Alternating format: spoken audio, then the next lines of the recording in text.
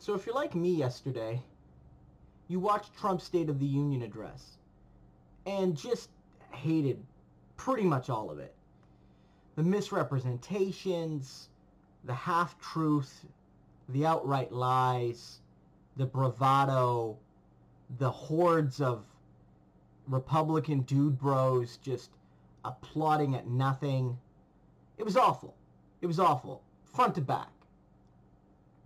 But in some ways, there was one particular part of the speech that spoke to me.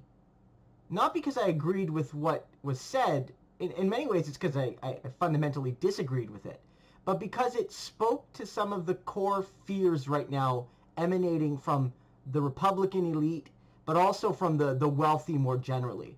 And it's when Trump kind of made a declaration that, socialism won't be coming to America. That America was never meant to be a socialist country. And I want to play that clip for you, so I'll do that right here. Here in the United States, we are alarmed by the new calls to adopt socialism in our country.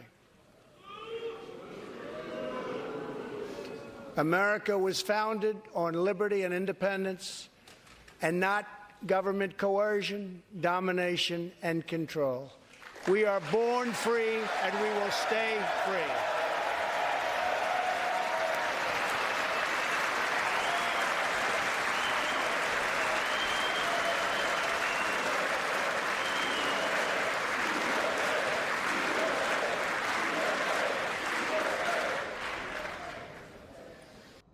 So as we can see here, Trump is making a claim that, one, America was founded as a kind of nation based on independence and not government coercion.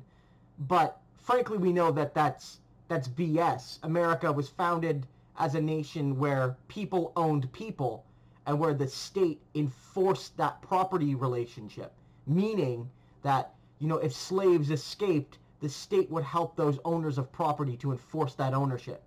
So America was never founded on liberty or independence, or never absent of government coercion. And this is all on top of the fact that for the first few generations of the United States, many working class men, even working class white men, lacked the right to vote if they lacked the sufficient property. And adding on top of that, the fact that the Senate was not fully elected in the United States until the early 1900s.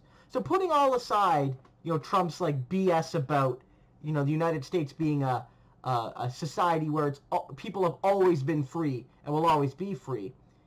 His claim that America will never be a socialist country is sort of wrong, I think. I think socialism is coming to America. I think the elements of socialism are already gaining rapid popularity. A conviction that the wealthy do not simply deserve to hoard the vast majority of what is produced by the working people.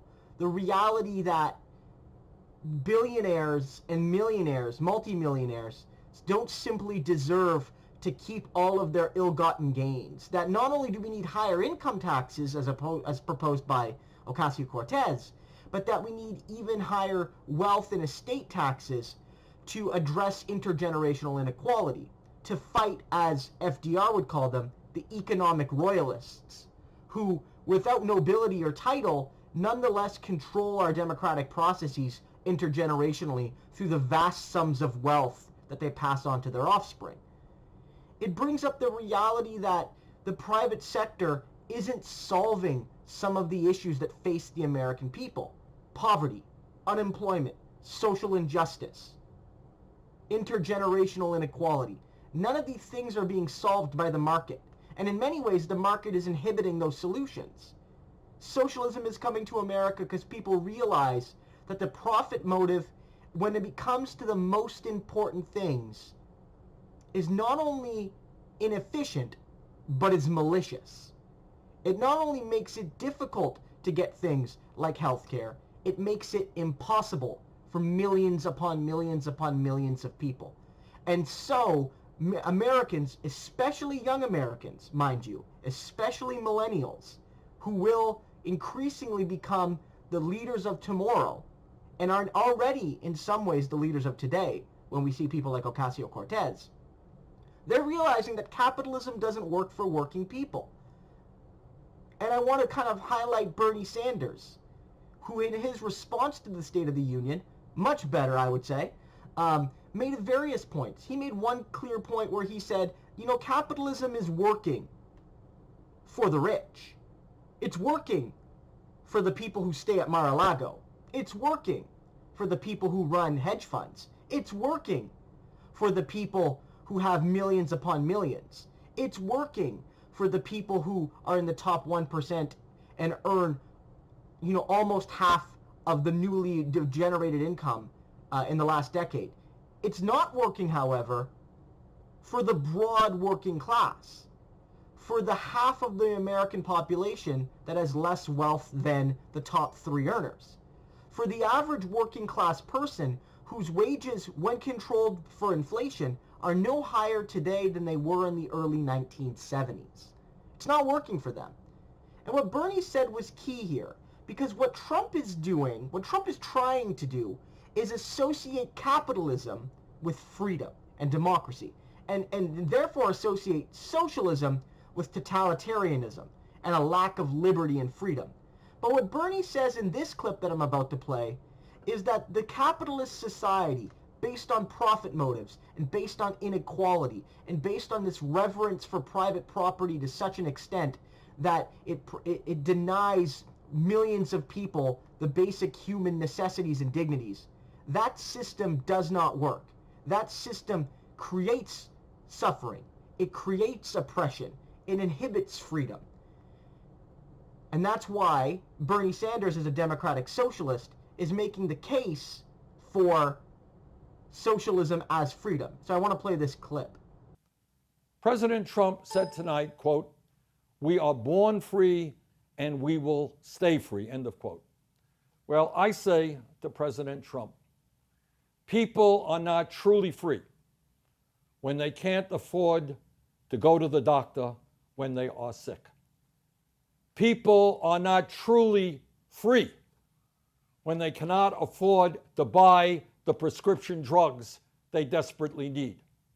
People are not truly free when they are unable to retire with dignity. People are not truly free when they are exhausted because they are working longer and longer hours for lower wages. People are not truly free when they cannot afford a decent place in which to live. People certainly are not free when they cannot afford to feed their families. As Dr. Martin Luther King Jr. said in 1968, and I quote, "This country has socialism for the rich and rugged individualism for the poor," end quote. What Dr. King said then was true, and it is true today, and it remains absolutely unacceptable. So again, we can really see here Bernie Sanders making the argument that a person isn't free if they can't feed their families. A person isn't free if they lack the education they need to live a decent life and to have opportunity. A person isn't free if they lack the basic material dignities that we all deserve as humans. We're not free. That's not liberty. That's not liberty at all. Not at all. And so we need to realize that our system is not designed currently to maximize freedom or liberty for the millions of people. In fact, it is a system of a controlled economy that is designed to benefit the few and not the many. Bernie, quite aptly, quotes Martin Luther King Jr., who said that the United States in 1968, and it's still this way today, maybe even worse, frankly, is a society where there is a kind of socialism for the rich and a kind of ruthless cutthroat capitalism for the many, for the rest.